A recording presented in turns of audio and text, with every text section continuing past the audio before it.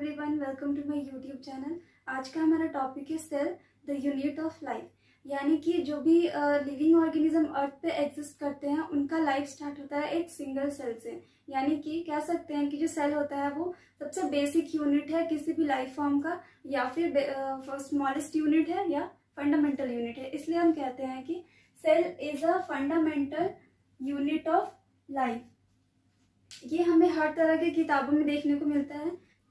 ये same line हम बचपन से पढ़ते आ रहे हैं कि जो सेल होता है वो किसी भी लाइफ फॉर्म का फंडामेंटल यूनिट होता है, बेसिक यूनिट होता है या फिर स्मॉलेस्ट यूनिट होता है, चाहे वो यूनिसेल्युलर ऑर्गेनिज्म हो या फिर मल्टीसेल्युलर ऑर्गेनिज्म हो। फर्स्ट टाइम सेल डिस्कवर किया था रॉबर्ट हुक ने। उसके बाद से लिविंग सेल की डिस्कवरी एंटोन वॉन लीवनहुक ने की थी और इसे डिस्क्राइब किया था कि वो लिविंग सेल है। Cell composed of cell organelles.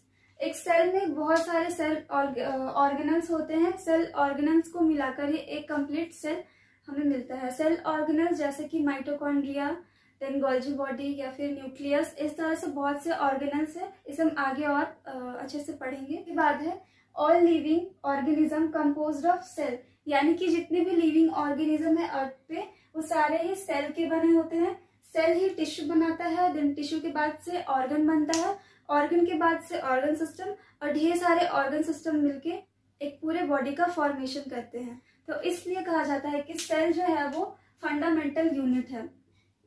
Cell is a fundamental unit. अब बात करेंगे हम सिंगल सेल ऑर्गेनिजम्स की।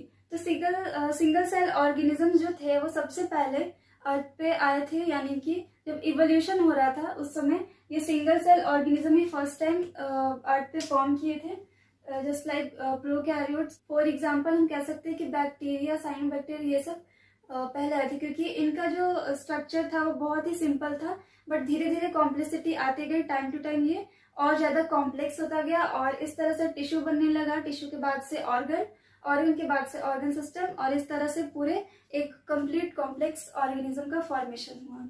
तो अब बात करते हैं कि जो सिंगल सेल ऑर्गेनिजम्स होते हैं वो किस तरह से अपने आपको मेंटेन रखते हैं या फिर किस तरह से रहते हैं। तो यहाँ पे लिखा हुआ है कि कैपेबल ऑफ इंडिपेंडेंट एग्जिस्टेंस। कहने का मतलब हुआ कि जो सिंगल सेल ऑर्गेनिजम्स होते हैं वो इंडिपेंडेंट होते हैं, यानी कि किसी पर डिपेंड नहीं करते हैं। वो खुद से ही अपना सारा फंक्शन कंट्रोल करते हैं, फूड भी कैप्चर करते हैं। जैसे कि अमीबा के बारे में हमने बचपन से पढ़ा हुआ है, किस तरह सूडोपोडिया से फूड को अंदर इंजेस्ट करता है और अपना जो फंक्शन है वो कंट्रोल करके रखता है। Then point is and perform essential function of life. वो खुद को इंडिपेंडेंटली एग्जिस्ट करेगा एनवायरनमेंट में, साथ ही साथ वो अपना फंक्शन भी खुद ही परफॉर्म करता है अपने एग्जिस्टेंस के लिए। अब बात करते हैं कि जो सिंगल सेल ऑर्गेनिजम्स है ये दो तरह के होते हैं। On the basis of presence or absence of nuclear membrane or envelope, single cell organism divided into two. First is prokaryotes and second one is eukaryotes. जो जेनेटिक मटेरियल होता है सेल के अंदर, सेल के न्यूक्लियस में, अगर वो membrane के अंदर है तो उसे यूकैरियोट्स कहेंगे, और अगर वो मेम्ब्रेन में नहीं है तो उसे प्रोकैरियोट्स कहेंगे।